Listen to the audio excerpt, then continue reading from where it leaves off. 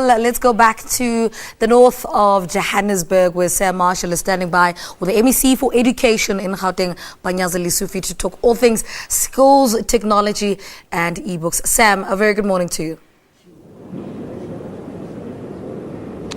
Good morning to you, Lebo, and good morning to the viewers once again. We're still here at the Dome, and I've got to tell you, it is from where we were this morning to now, there are numbers coming in. 13,000 parents expected here today. They'll be inaugurated as the new SGBs across the province. Nearly 2,190 schools, of course, will be affected by that. And there's just so many other issues we can talk about as well.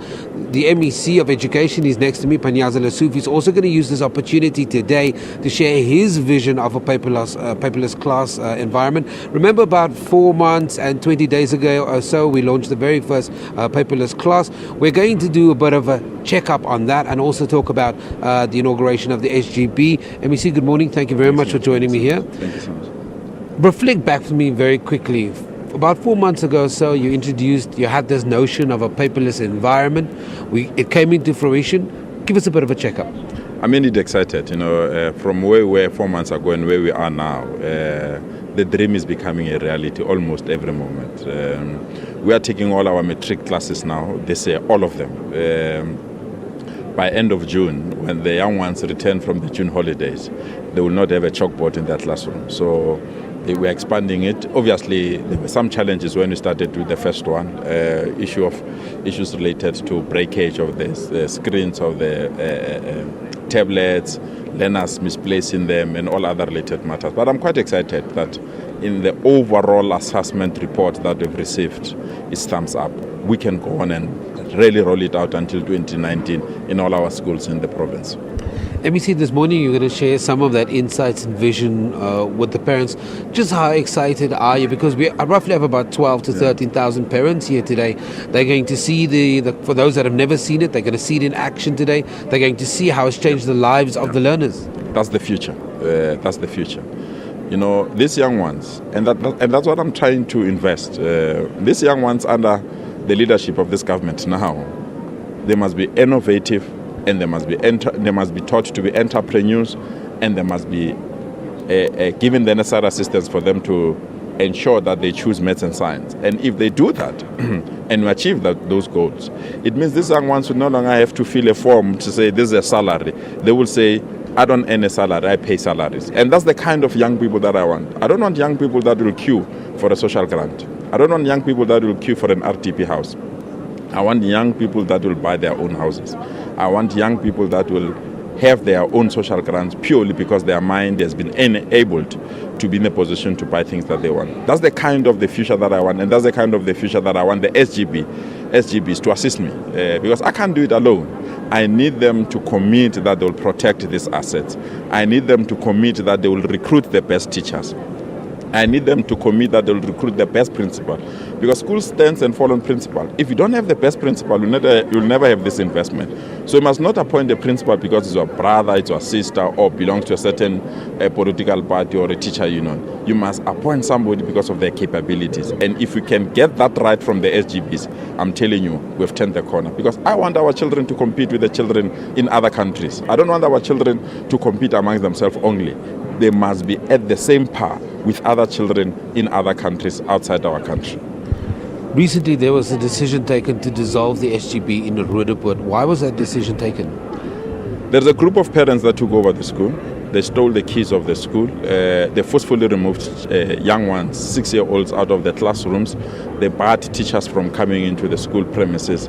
And I got a report that in the interest of safety of those young ones, because other parents were mobilizing to chase the other group outside, and we'd imagine there have been violence of parents in front of the young ones. And I felt that in the interest of everyone, let me close the school in the interim, get a court interdict. I got the court interdict late last night, and later this week I'll reopen the school because I've got the capacity now to call the police to prevent this thing from happening. MEC, take me through just some of the things that you're going to be saying to the parents that will be inaugurated into those SGBs. We know that you're going to share your vision about the paperless environment, but I do think that you'll also have a word with the SGBs, the ones that are coming in. Non-racialism is non-negotiable. Gone are the days that there are other children that have to learn under bad conditions purely because of where they were born and the color of their skin. If apartheid was wrong, we have to share the benefits of apartheid and share the challenges of apartheid. There's no community should continue to have a school that is not appropriate. So I have to build non-racialism, and that is why you will see that today we are formally announcing the tuning of some of our schools so that we have a non-racial education base. I'm not going to preside over a tweaked apartheid education system. I want a non-racial education system. We have to open up and ensure that everyone can access the schools of their choice, that they don't have to forge for example, the addresses for them to admit it in other schools in other communities. That's one thing. Secondly, we are also launching for the very, very first time in the history of our country what we call an online admission. So if you want your child to go to any school, you don't have to go to that school, collect a form, submit that form later on. You can, in the comfort of your home, in the comfort of your office, just fill that form, submit it to us. We send you an SMS and we'll update you when your child is admitted or not. So that's what I'm going to share with the parents today. But what is very, very important, and that's non-negotiable, performance. Our schools have to be centers of excellence. We don't have to have fewer schools performing very well. All our schools have the capability to perform very well. And therefore, I'm sharing with the parents that look inward, don't look outward. It must not be about the finances of the schools. It must not be about the squabbles in the SGBs. It must be about what is happening inside the classroom. Do we have the best teacher in that school? Do we have the best principal in that school? And if we don't, what kind of support we're giving to those teachers and principals? And I think that's also the issue around twinning. It is about support and learning best practices. What are just some of the challenges you've faced in this concept of twinning? Having schools from one demographic partner with a school from another demographic? Is the resistance of the unknown or the fear of the unknown. Remember, South Africans have never truly and honestly work together, except at their workplaces. So we must allow our children to mingle amongst themselves. So those that are resisting the tuning of schools, they're doing so because they fear the unknown. They feel that they cannot allow their teachers to be in the townships. But in the townships, there are people that are staying there. In the township, there are teachers that are teaching there. Who are those teachers that must only teach in the townships and others must not teach in the townships? Because in front of my eyes, all our children are equal. Therefore, the children must get the best educators to teach all of them. Actually, it's the poor that deserve the best teachers because the rich can have an alternative. So I feel, and those that are resisting that we need to tune our schools, I really believe that if they give us an opportunity to demonstrate this new tuning of schools, they will benefit and they will embrace the system.